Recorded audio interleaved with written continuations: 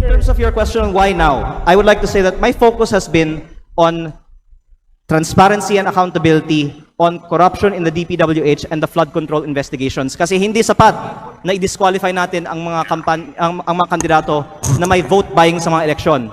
Dapat kasuhan para sa pagnanakaw ang mga politiko kapag sila ay nahalal na. Kaya yun ang inuna ko, yung pananagutan sa korupsyon sa DPWH. Pero kung pwede ko pong banggitin din, ako po ay hindi sinungaling.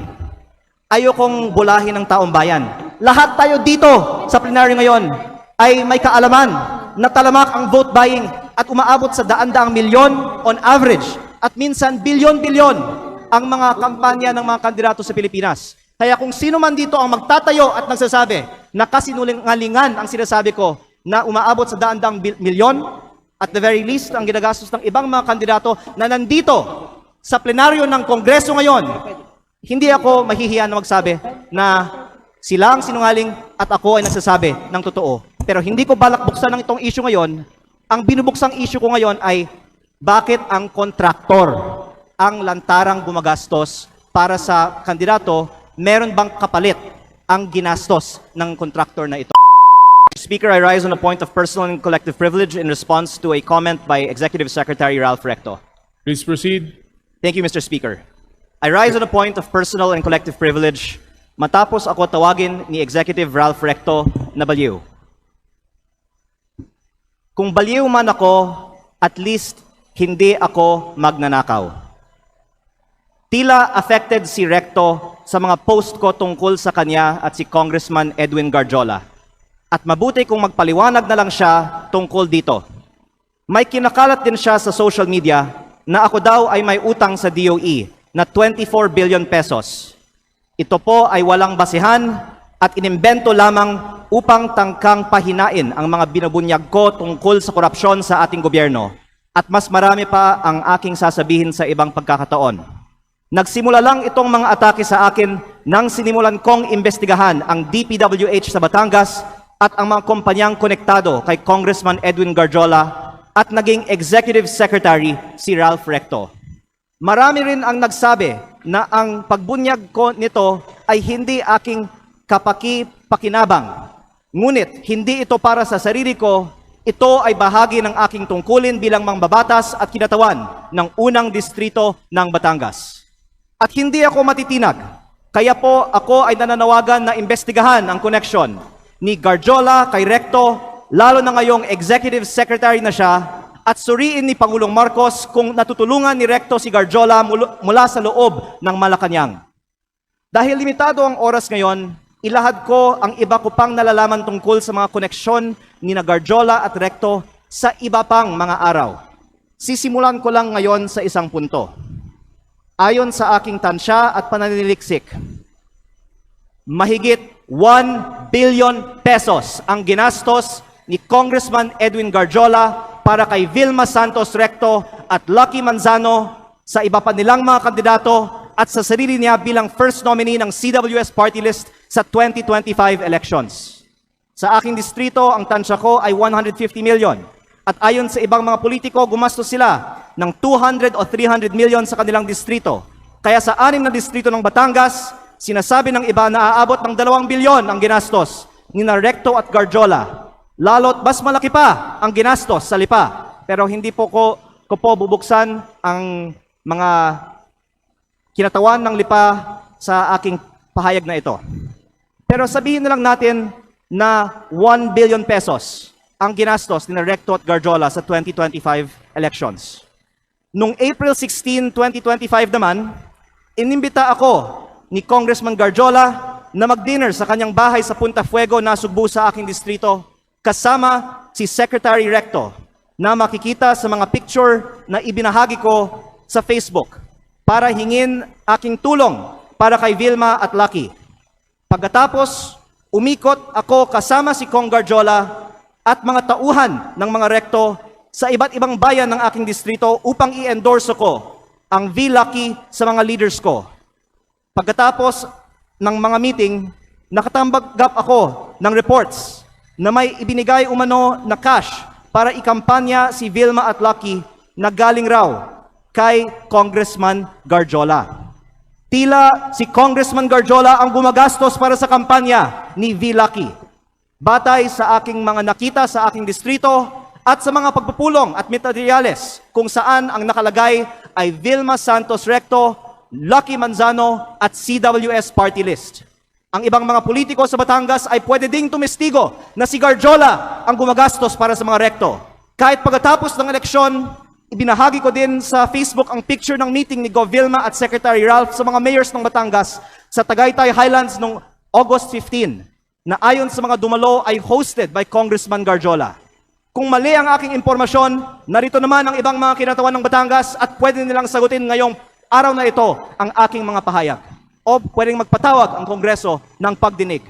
At kung totoo na 1 billion pesos o mahigit pa ang ginastos ni Congressman Garjola para sa mga rekto sa nakaraang kampanya, ang susunod na tanong ay, bakit si Garjola gumastos ng mahigit 1 billion piso para sa mga rekto? Ito ba ay pagkakaibigan lang o may ginagawa ba si Ralph Recto as Cabinet Secretary of the Republic of the Philippines para makapaggastos ng ganito si Garjola? Sa aming dinner noong April 16, inalok ako ni Congressman Garjola na mag-partner sa kanya at kay Secretary Recto sa pagnenegosyo sa DPWH sa aking distrito. Sa sistema raw na ginagawa nila noon pa sa Lipa at sa ibang mga bayan. Tukuyin ang mga lugar para sa mga road opening ng DPWH. Sabihan ko daw sila pag meron akong mga nakita para makasama sila sa bilihan ng lupa. Kayang tumulong daw sa pagpondo ng mga proyekto ng DPWH si Secretary Recto dahil siya ay nasa kabinete at si Cong Garjola din ay malakas daw sa DPWH at maaaring siya na ang bahala sa kontraktor. Sa ibang pagkakataon, ipinagmamalaki din sa akin mismo ni Secretary Recto na bago niya pinopondohan sa DPWH ang mga bypass roads sa Lipa, kinokondisyon pa niya sa mga may-ari ng lupang dadaanan na magbigay sa kanya ng parte ng lupa sa mababang presyo. At iba't ibang mga tao ay nagkwento din sa akin na gawain ni Recto ito.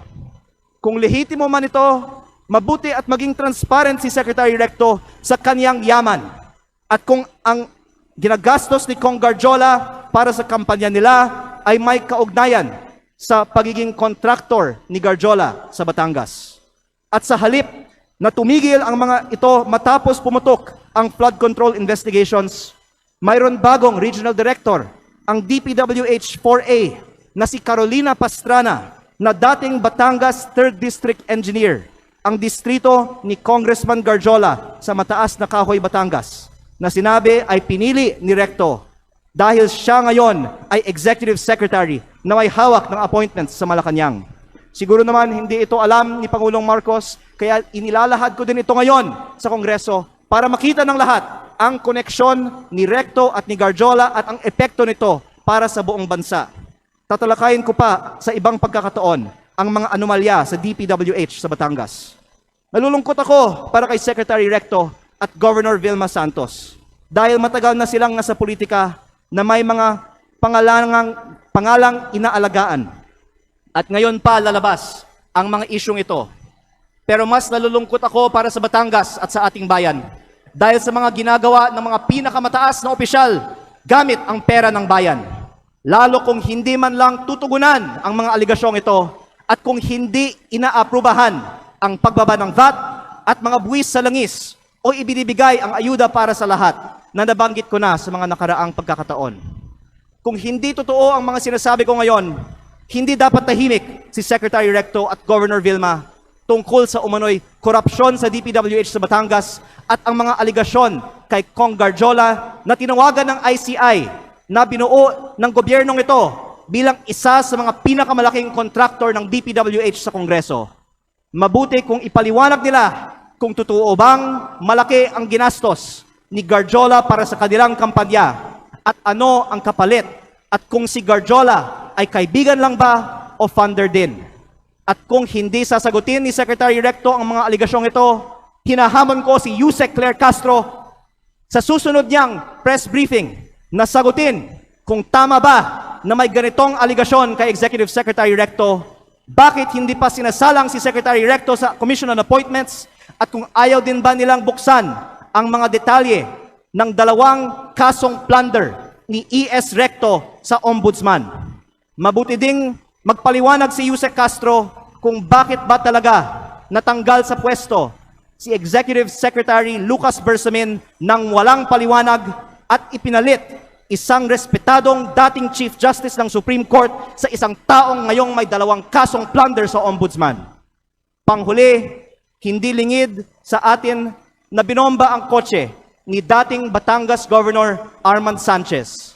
Mapanganib ang politika sa Batangas kapag malaking tao ang inyong binabangga. Kaya kung ito man ang aking huling pagkakataon, nais kong dagdagan, hindi lang DPWH ang posibleng pagkukunan ng pondo ni Recto at Garjola.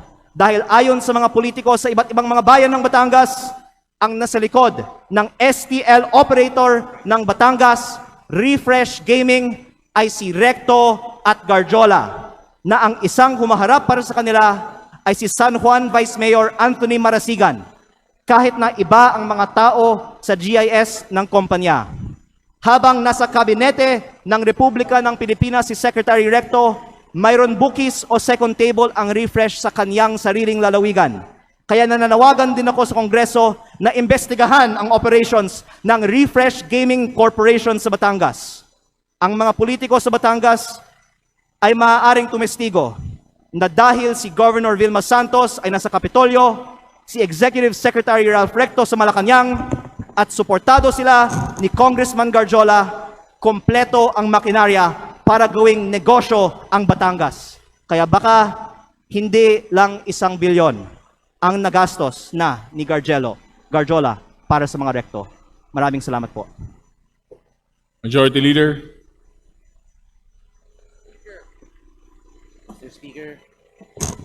Mr. Speaker, I can now take questions. Thank you. Mr. Speaker,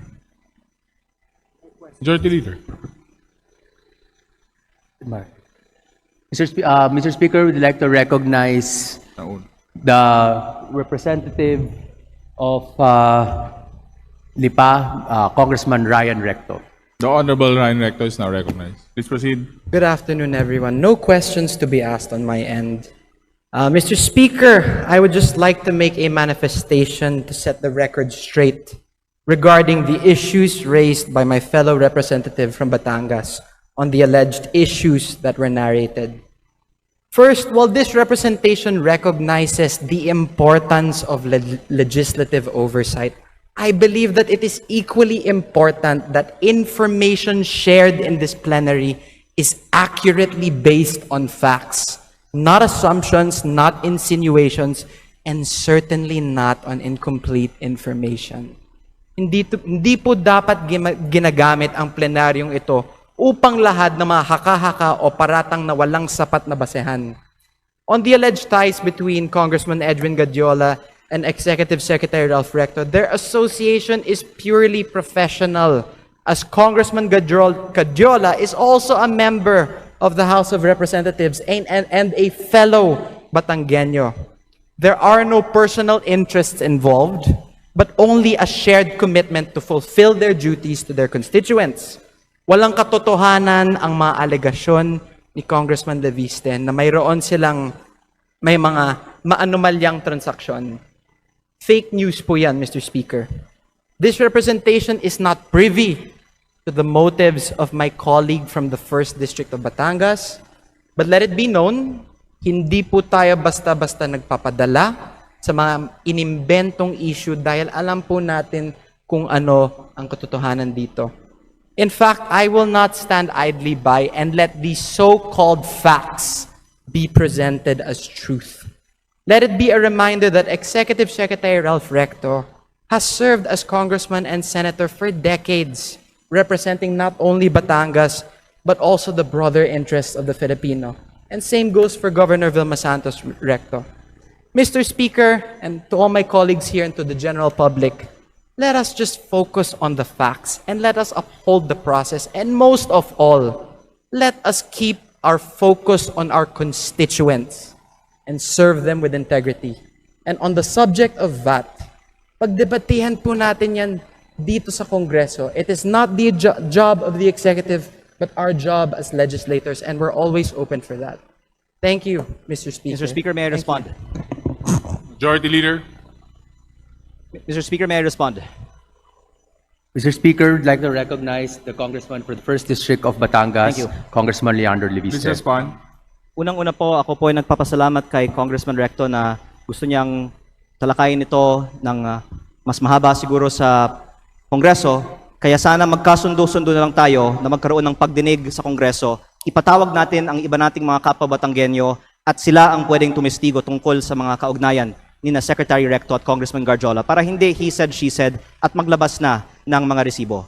Pangalawa, dagdagan ko din na hindi ko binanggit sa aking privilege speech kanina ang eleksyon sa Lipa, alang-alang sa aking kasamahan. Pero para may konteksto tayo sa talakayan nito, sinabi sa akin ng ibang mga politiko sa Lipa na ang di umano'y ginastos ni Congressman Garjola at ng mga Recto sa Lipa sa 2025 elections ay umabot pa ng 1 billion pesos kasama na ang napakataas na presyo para sa bilihan ng mga boto. Hindi ko po alam ang totoong nangyari. Pinaparating ko lang ang sinabi sa akin at medyo mataas ang figure na natanggap ko. Baka naman 300, 400, 500 million pesos lang ang ginastos sa eleksyon ng Lipa. Pero gusto ko lang tanungin kung ano man ang ginastos ni Congressman Garjola para sa mga kandidato ng V-Lucky sa lungsod ng Lipa sa 2025 elections, kung 500 million man yan, o 200 million, o 100 million, ano ang kapalit ng ginastos ni Congressman Garjola para sa mga kandidato ng V-Lucky sa lungsod ng Lipa? Don't take it from me, magpatawag tayo ng pagdinig at lahat ng mga Batanggenyo ay pwedeng sumagot sa mga testigong ito. Majority Leader. Mr. Speaker, Mr. Speaker. Mr. Speaker, we'd like to recognize Deputy Speaker Janet Garin from Iloilo. yeah, thank you very much. You're now recognized, Honorable Garin. Thank you very much, Mr. Speaker. Thank you very much, Majority Leader. And of course, magandang hapon sa ating colleague, the Honorable Yan de Viste. Nakakagulat, no, Mr. Speaker, dahil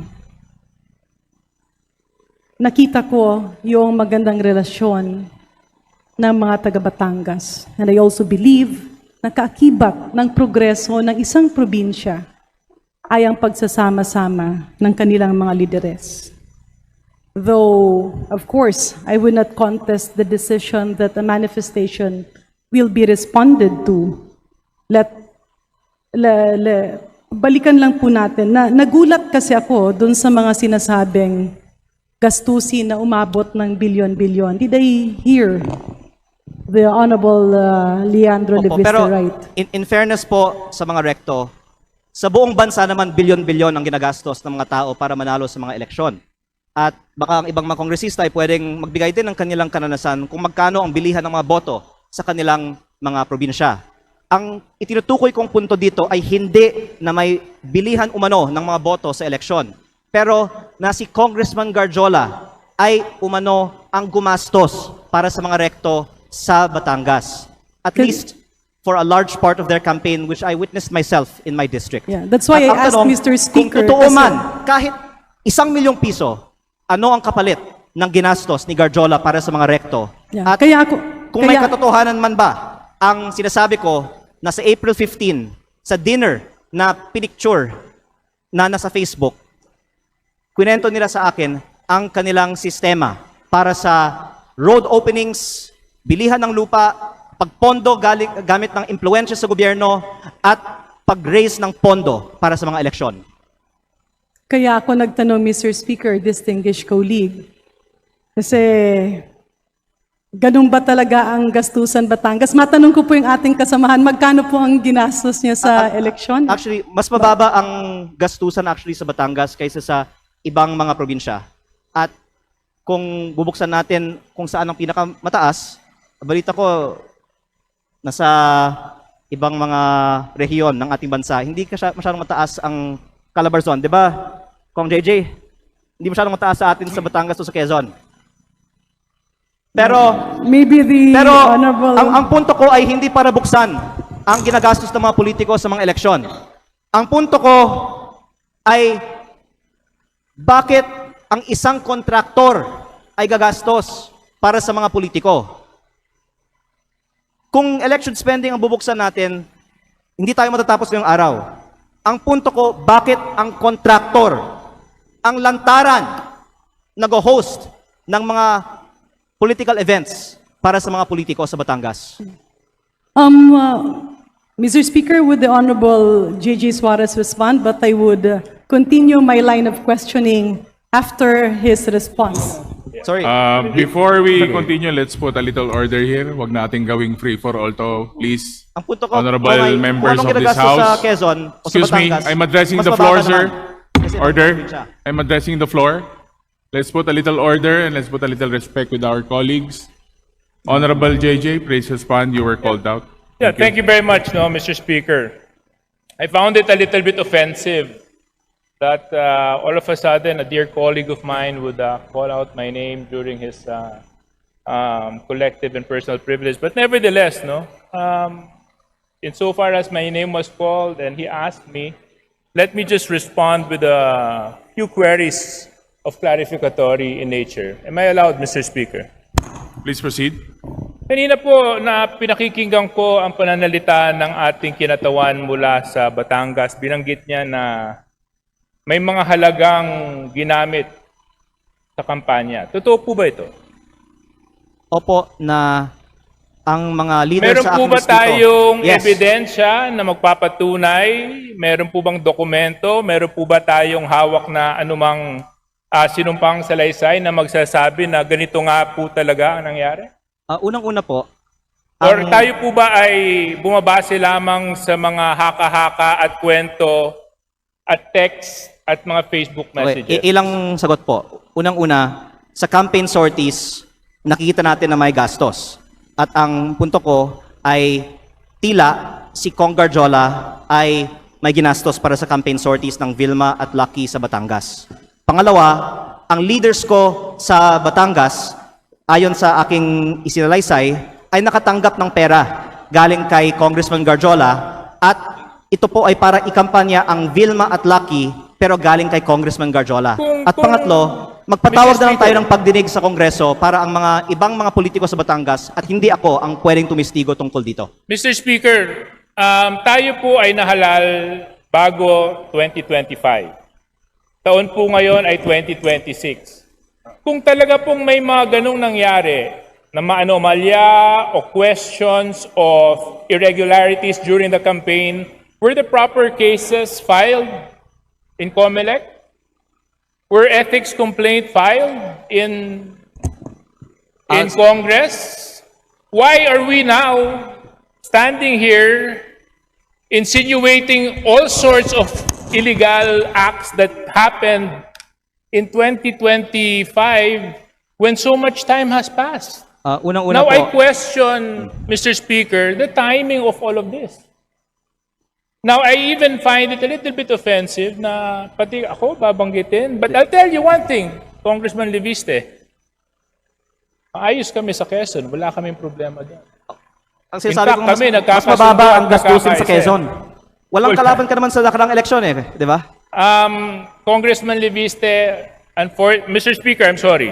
I'm supposed to be respecting Please our rules. address the Mr. Speaker, unfortunately, I do not abide by comments of the good congressman from Batangas. I think it's totally uncalled for and baseless.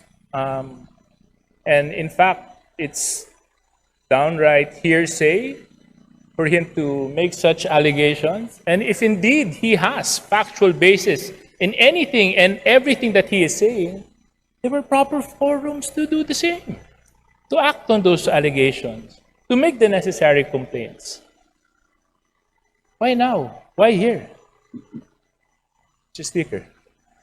First of all, I would like to manifest that I appreciate the help that Deputy Speaker Suarez has extended to me in my first term as a advisor and mentor. And I did not mean any disrespect earlier by mentioning that. My point was that mas mababa ang gastusin sa Quezon at Batangas at sa Calabarzon kumpara sa ibang mga rehiyon. Pero ang punto ko ay hindi ang ginagastos sa election, kung hindi ang pinanggagalingan ng gastos na ito.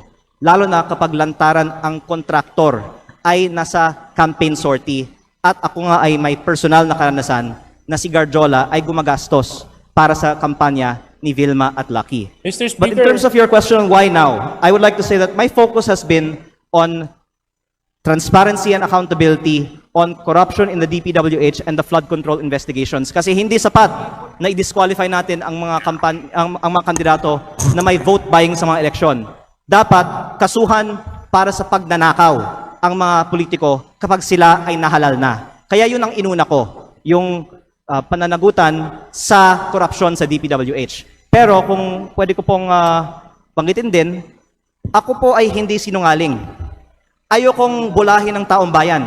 Lahat tayo dito sa plenaryo ngayon ay may kaalaman na talamak ang vote buying at umaabot sa daan-daang milyon on average at minsan bilyon-bilyon ang mga kampanya ng mga kandidato sa Pilipinas. Kaya kung sino man dito ang magtatayo at nagsasabi na kasinungalingan ang sinasabi ko na umaabot sa daan-daang milyon, at the very least ang ginagastos ng ibang mga kandidato na nandito sa plenaryo ng Kongreso ngayon, hindi ako mahihiya na magsabi na sila ang sinungaling at ako ay nagsasabi ng totoo. Pero hindi ko balak buksan ng itong issue ngayon.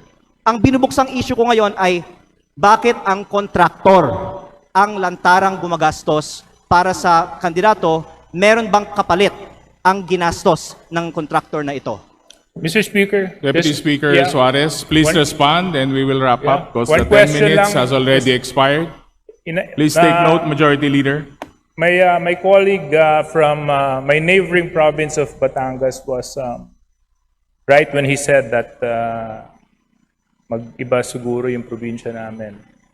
Gusto ko lang malaman dahil sinabi niya mas mataas ang gastusan. Magkano po bang ginastos mo sa eleksyon mo? Actually, nasa Facebook po, namimigay ako ng libreng school supplies, ng libreng bigas pag may kalamidad, ng Christmas package, lahat po yan, personal ko pong gastos pag walang eleksyon.